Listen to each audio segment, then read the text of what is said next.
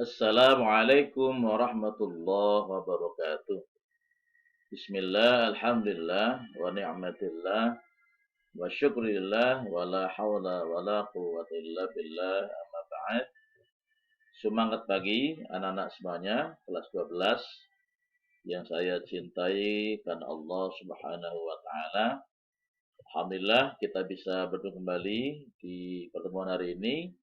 Kita akan sama-sama membahas lanjutan dari pembahasan KD1 yang berkaitan dengan fikih dan usul fikih.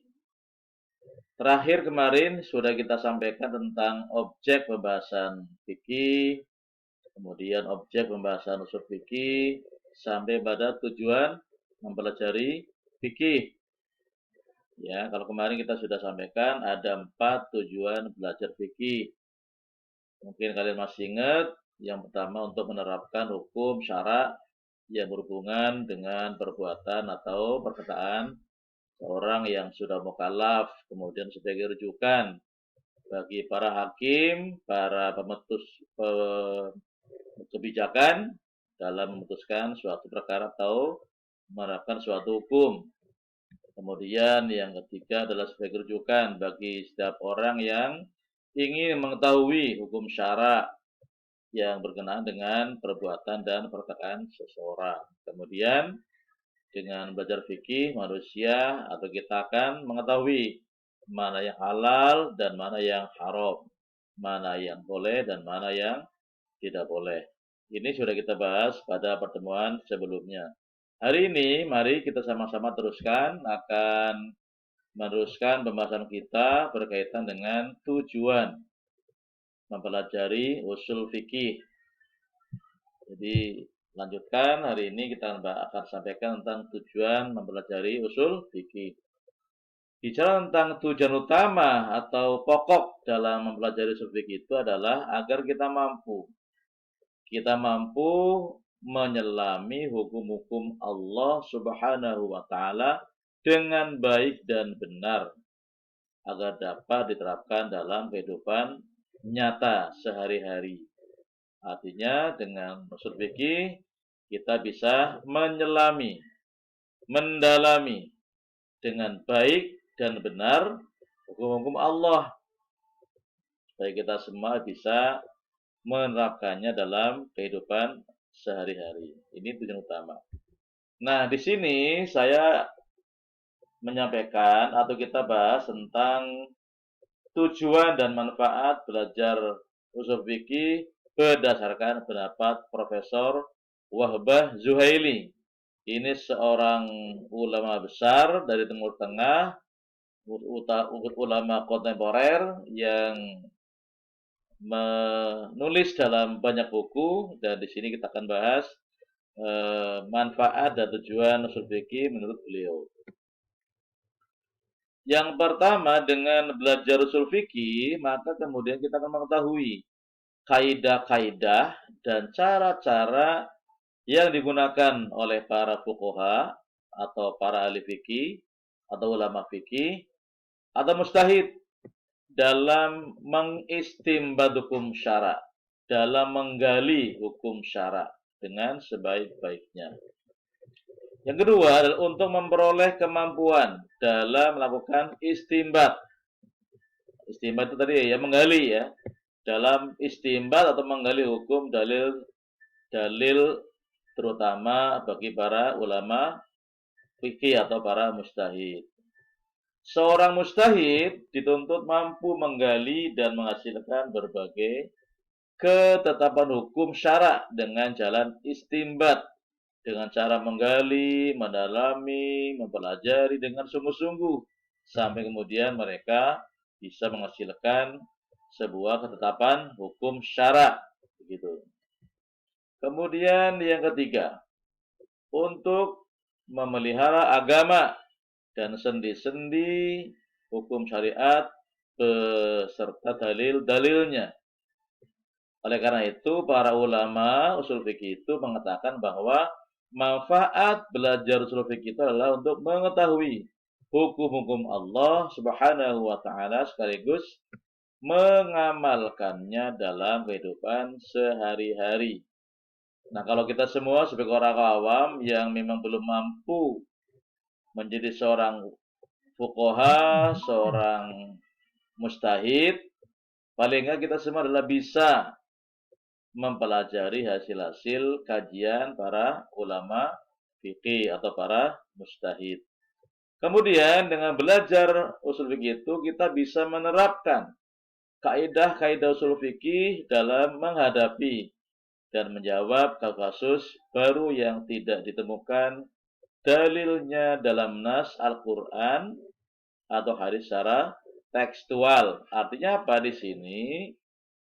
Fikih dan usul fikih itu adalah mengikuti perkembangan zaman. Kondisi kehidupan zaman Nabi, zaman sahabat, zaman setelah sahabat, tabi'in, seterusnya, itu tentunya sampai sekarang adalah ada perbedaan-perbedaan yang tidak sama dengan zaman Rasulullah Shallallahu Alaihi Wasallam. Maka disinilah kemudian perlunya belajar fikih itu untuk menghadapi dan menjawab kasus masalah baru yang memang tidak ditemukan dalam nas Quran atau hadis secara tekstual gitu.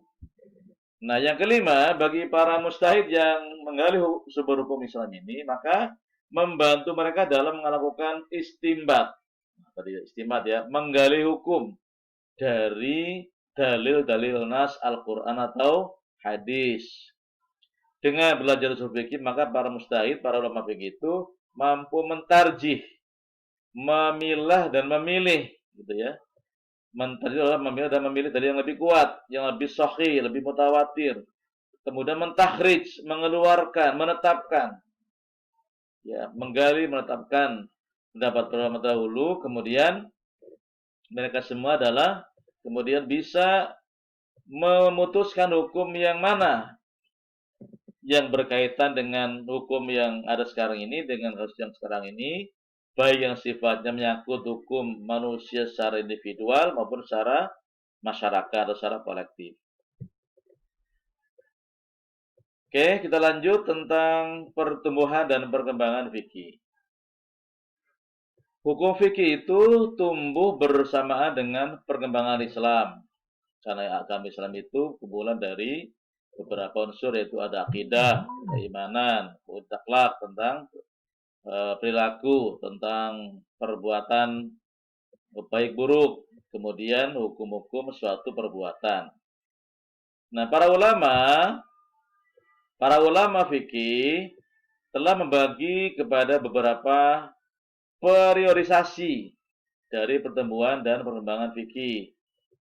Nah, mereka para ulama fikih ini membagi menjadi 5 periode. Periode ya, periode.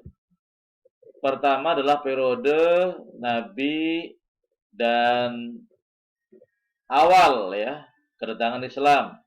Ini adalah periode pertama. Yang kedua adalah periode sahabat-sahabat dan para tabi'in.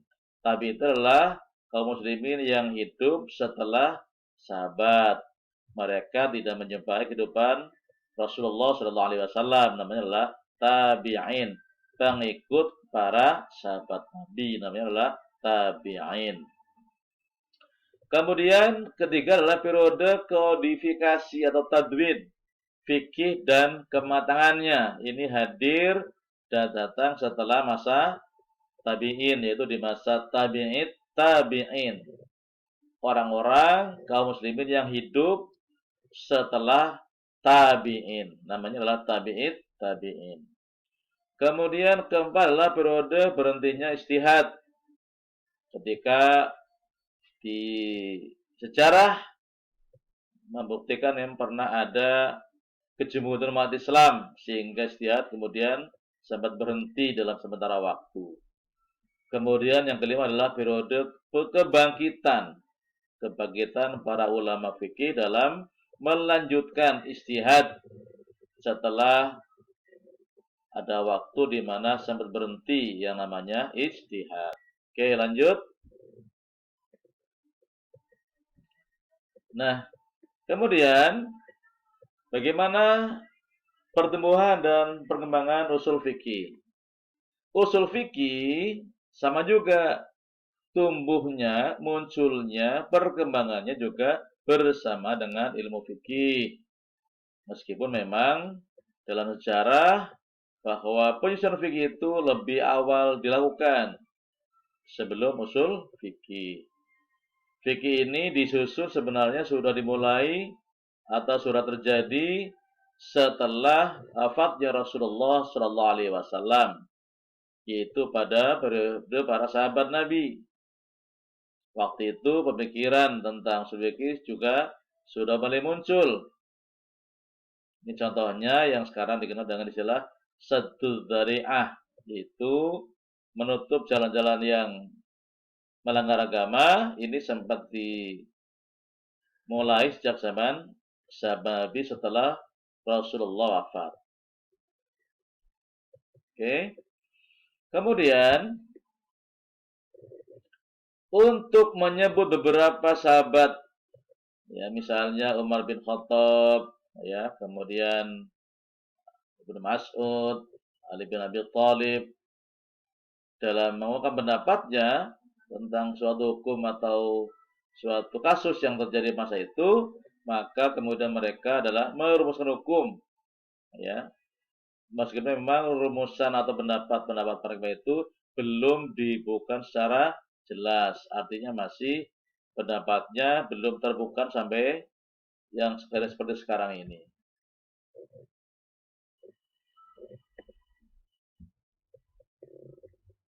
Ini contoh nih ya, contoh.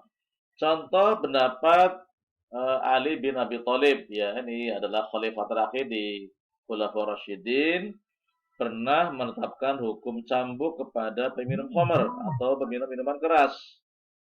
Ya. Ali berkata, apabila ia minum khamr akan mabuk, kalau dia mabuk maka ia akan menuduh seorang berzina, maka kepadanya dijatuhkan hukuman tuduhan berbuat zina atau qadzaf, yaitu dicambuk 80 kali. Ini pendapat Ali ya. Jadi orang yang mabok, orang yang minum minuman keras, kalau sekarang mungkin yang menggunakan narkoba, itu pendapat Ali ini hendaknya dihukum cambuk sebanyak 80 kali. Ya, ini kaulnya atau pendapatnya Ali bin Abi Thalib. Dan ini terjadi ketika beliau masih menjadi khalifah yang keempat di masa Khulafaur Rasyidin. Oke. Nah, kalau sekarang misalnya ada orang pemabuk, kenapa nggak dihukum cambuk? Ya, sekarang berarti sudah tidak mengikuti kaulnya atau pendapatnya Ali bin Abi Thalib.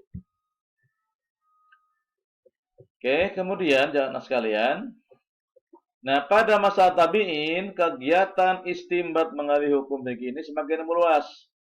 Karena bersamaan dengan itu banyak persoalan hukum yang muncul. Pada masa ini tampil sejumlah tokoh dari kalangan tabi'in, orang-orang hidup setelah para sahabat, ya, seperti Sa'id Ibnul Musayyib. Kemudian ada beberapa orang lain di Madinah dan Ibrahim An-Nakhai di Irak. Ini adalah tokoh-tokoh ulama fikih yang hidup di masa tabi'in, yaitu mereka yang mereka yang menemukan hidupan para sahabat Nabi tapi tidak menyukai kehidupan Rasulullah Shallallahu Alaihi Wasallam. Nah, para ulama ini di zaman setelah sahabat Nabi, mereka ada menggunakan dengan pendekatan masalah mursalah yang nanti kita akan bahas pada pertemuan-pertemuan berikutnya. Ada kemudian yang menggunakan dengan pendekatan alasan atau ilat-ilat yang ada. Ya. Ini semua nanti kita akan bahas detail di KD 2 ya. KD 2. Jadi intinya adalah sekalian bahwa perkembangan usul fikih di zaman tabi'in ini adalah semakin baik, semakin berkembang sesuai dengan munculnya berbagai kasus keumatan yang harus dicarikan ketetapan hukum dengan sebaik-baiknya. Baik, sementara mungkin sampai di sini anak sekalian untuk materi kita akan lanjutkan pada pertemuan berikutnya. Kalau ada pertanyaan, nanti boleh kamu tulis di grup kita semuanya. Terima kasih. Assalamualaikum warahmatullahi